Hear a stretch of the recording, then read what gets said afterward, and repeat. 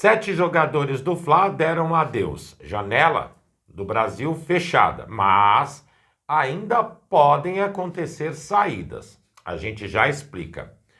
Por que Marcos Leonardo não quis o Flamengo e estreitou negociação com o São Paulo, que também acabou não caminhando. Mas existe uma verdade. Ídolo do Estudiantes fala sobre o confronto contra o Flamengo pela Libertadores. Parece que tá longe, né?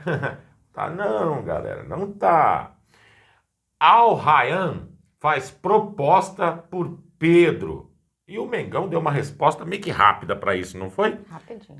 Tem que ser assim. Arrascaeta é escolhido o craque do mês de agosto do Mengão. Justo? O que vocês acham? Fala galera rubro-negra, estamos chegando com mais um vídeo aqui no canal Camisa 10 da Nação. O seu, o meu, o nosso canal de notícias e informações do Flamengo, esse Flamengo que a gente tanto ama.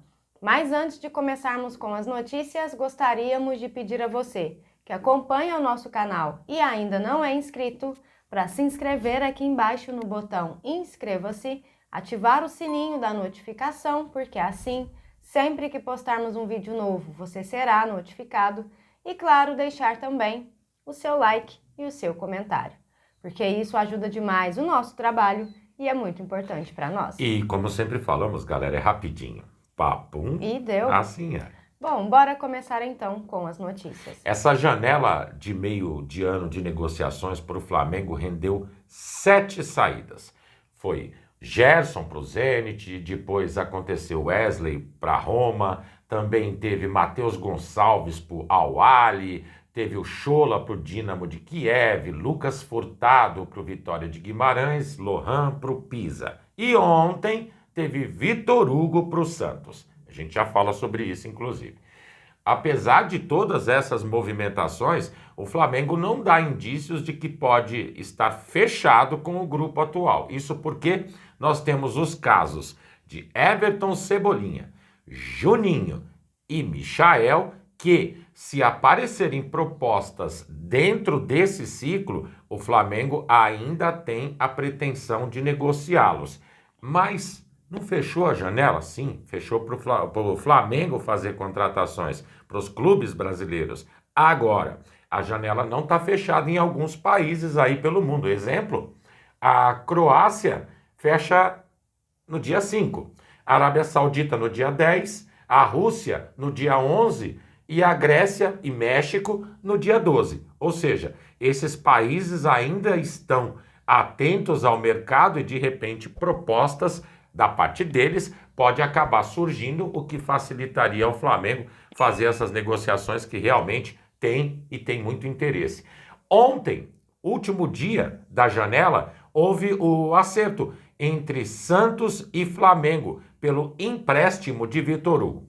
A gente viu logo na chegada do jogador muitos falando que o Felipe Luiz contava com o atleta no meio-campo. Pô, era óbvio que não. Prova disso é que nem oportunidades, basicamente, Vitor Hugo recebeu. Assim, tendo em vista, primeiro, estar jogando ao lado de Neymar, que é um sonho do Vitor Hugo, e a possibilidade de ganhar minutagens, fizeram com que o jogador se acertasse com Flamengo e Santos pelo empréstimo. Mas tem uma cláusula nesse empréstimo que eu achei interessante. A coisa funciona mais ou menos assim. Vai até fim de 2026. E o Flamengo mantém a possibilidade de requisitá-lo ou negociá-lo caso apareça alguma proposta de imediato. Ou seja, apesar de ter o contrato de empréstimo, a qualquer momento, por interesse do Flamengo, o jogador pode retornar ou ir para outro clube, caso o Mengão efetive a negociação. Por enquanto, esse é o saldo dessa janela em negociações feitas pelo Flamengo de jogadores do seu elenco. Aguardar para ver se teremos mais novidades com relação a isso. Vamos ver, né? Não é? Bom, galera, e seguindo com as notícias, nos últimos dias o Al Rayyan do Catar tentou tirar o atacante Pedro do Flamengo. O clube árabe chegou com uma proposta de 20 milhões de dólares, algo em torno de 110 milhões de reais. Mas mesmo com todo esse valor em jogo, o Flamengo foi firme e não quis nem abrir negociação. Segundo o jornalista Vene Casagrande, a diretoria do Fla deixou claro que o Pedro não está à venda em 2025, ou seja, eles nem sentaram na mesa para discutir questão de valores. Resultado da história, o Al Rayyan ficou aí somente com a mão abanando.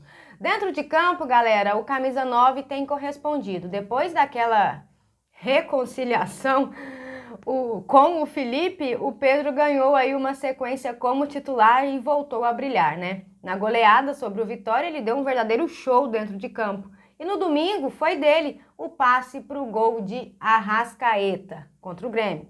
Ou seja, o Pedro segue firme e forte no Mengão.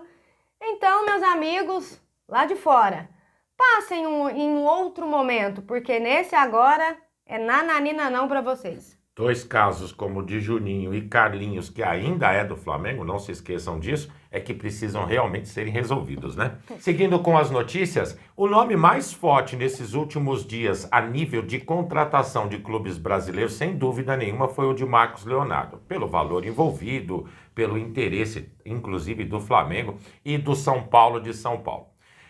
Existe um motivo pelo qual a aproximação do jogador foi maior pro São Paulo de que para com o Flamengo. E qual foi? Galera, é incrível.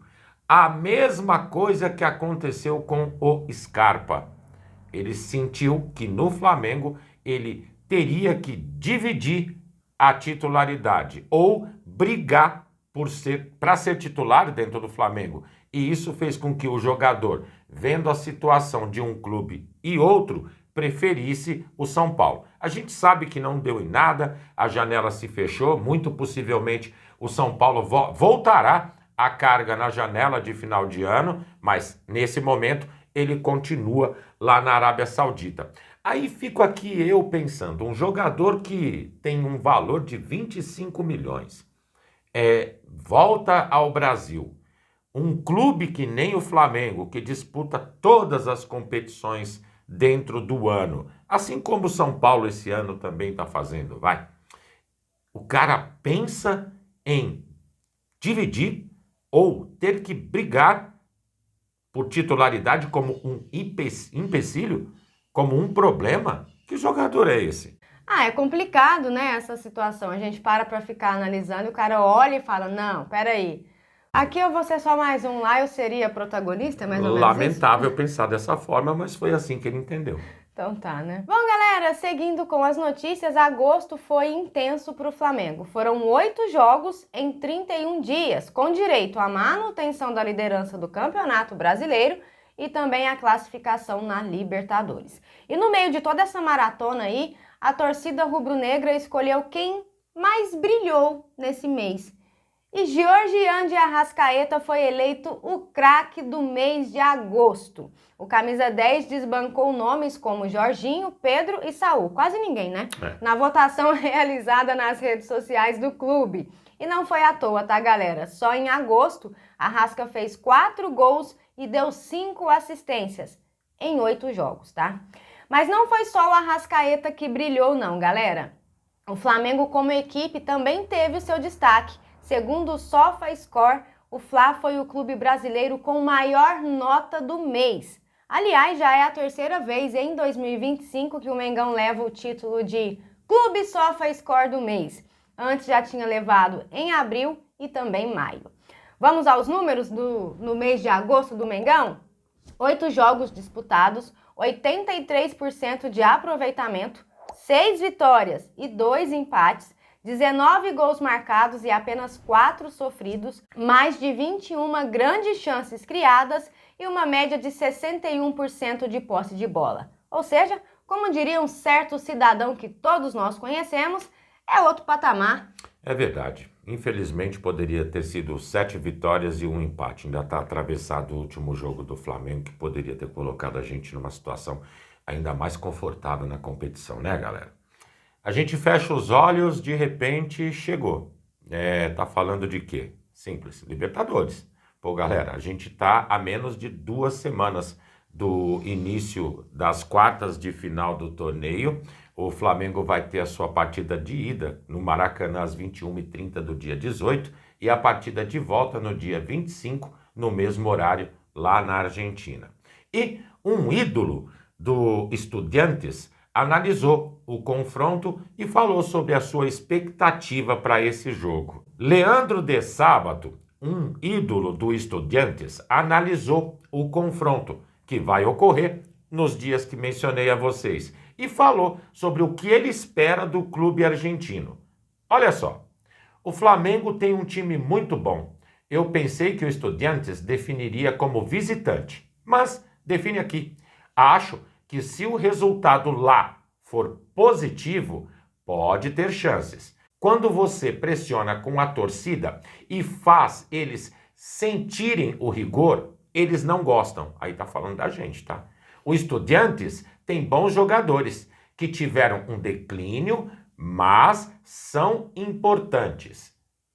Ele também destacou a força da torcida em casa, que no entendimento dele, e isso é meio que óbvio, fazendo um jogo bom fora de casa, dentro de casa, a força da torcida pode ser o 12º jogador.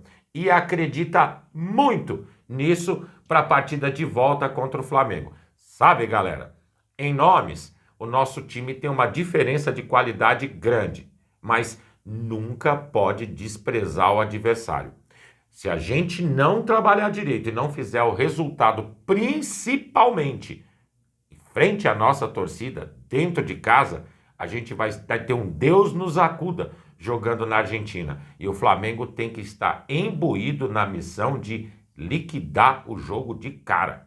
Com certeza, é o que a gente sempre fala, a Libertadores tem a fama de ser traiçoeira, né? Ainda mais no mata-mata, galera, é outro nível de competição. Então é atenção ali os 90 minutos, 180, né, para ser mais exato, e fazer o nosso resultado em casa, né? Com certeza, é bem assim mesmo. Bom, galera, e essas eram as notícias que tínhamos para vocês agora pela manhã. Lembrando, você que é novo no canal e ainda não é inscrito, dá uma forcinha pra gente, botão aqui embaixo, já se inscreve, deixa o seu like, o seu comentário, compartilhem pra geral, porque vocês sabem, juntos somos mais fortes. Muito mais fortes, amigos. Pessoal, fiquem bem, um excelente dia a todos vocês, um grande abraço e até o próximo vídeo. Amigos e amigas, tchau, tchau.